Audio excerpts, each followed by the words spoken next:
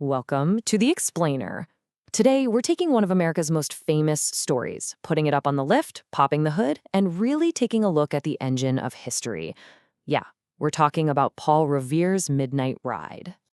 So let's just dive right into this. I want you to try and reframe this whole legendary event.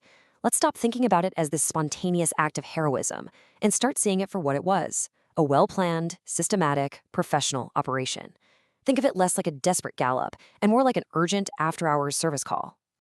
To really get what happened on the night of April 18th, 1775, you gotta stop picturing that lone hero on a horse. Instead, I want you to picture a skilled mechanic answering a critical service call for a machine that is right on the verge of a total breakdown. This slide just lays it out perfectly, doesn't it? On one side, you have the myth we all learned in school: all drama, a single hero, a panicked warning. But the reality over on the other side, it was all about process. This was a planned response with a whole crew, and they were following a standard operating procedure. This was not a last-minute panic. So what exactly was broken here? Well, any good repair has to start with a solid diagnosis. And believe me, this was a big one. The entire revolutionary machine was at risk of failing. So the problem was pretty simple, right? The British Army was on the move. But the diagnosis? That was much more specific. If we're talking in mechanics terms, the British regulars were seen as this failing part that could cause the entire engine of the revolution to just seize up and die before it even really got started. And a high-stakes job like this, it needed a full crew, not just one guy. Paul Revere was the lead technician for sure, but he was part of a team on call that night. You had William Dawes and Dr. Samuel Prescott right there with him, all dispatched to get the job done. So how did this crew actually pull it off? Well, a professional job requires professional tools and procedures, and you better believe they had them. And this is absolutely key. This wasn't some one-off, improvised plan they cooked up on the spot. This was a routine warning system. It was a pre-planned procedure designed for this exact type of emergency. You could call it the shop's standard protocol for a major component failure. You know the famous lantern signal, 1 if by land, 2 if by sea? Think of it as an early warning light, kind of like an OBD2 scanner for the revolution. It wasn't poetry, it was a diagnostic code, and it told the crew on the ground exactly what the problem was and where it was coming from. And this quote just illustrates that professional mindset perfectly. Even the horse. It wasn't some noble steed with a heroic name. It was just a piece of equipment. It was a loaner vehicle, a tool for the job that Revere didn't even bother to write down in his notes.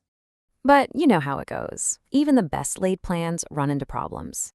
Every mechanic knows that feeling, when a simple job suddenly gets really complicated. Well, this repair was about to hit a major snag.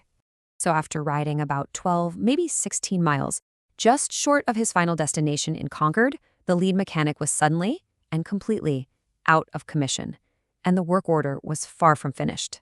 And there it is, Revere getting captured by a British patrol. That was the historical equivalent of that soul-crushing moment when you drop your one and only 10mm socket deep into the engine bay. The whole job just grinds to a halt. And just like that, the main mechanic is completely out of the picture. He's gone. So what happens now? Is the whole repair a failure? Is the job a bust? Well, this is where having a full crew and a really robust system, not just a single hero, really pays off. This is where the backup plan kicks in. Because the job was never about one person. The system had a failsafe. Dr. Samuel Prescott, who was riding with Revere when they got ambushed, he actually managed to escape the patrol. The work order wasn't lost. This slide basically shows you the final status report, the final paperwork. Revere's ride? Incomplete. Dawes, the other rider, he was also forced to turn back. It was Prescott, the backup tech, who actually made it all the way to Concord. He was the one who carried the warning and finished the repair that his teammates had started. And you know, the warning itself wasn't some frantic, dramatic scream. It was precise, professional language. Shouting "the British are coming" would just be confusing. They were all technically British subjects at the time. The correct terminology was, "the regulars are coming out." Clear, concise, professional. And because that warning system worked, because the whole crew did their job, the engine of the colonial militia was warmed up and ready to go. The repair was a success. The Minutemen were idling and ready, and when the moment came, they fired. And that really leaves us with a final thought, doesn't it?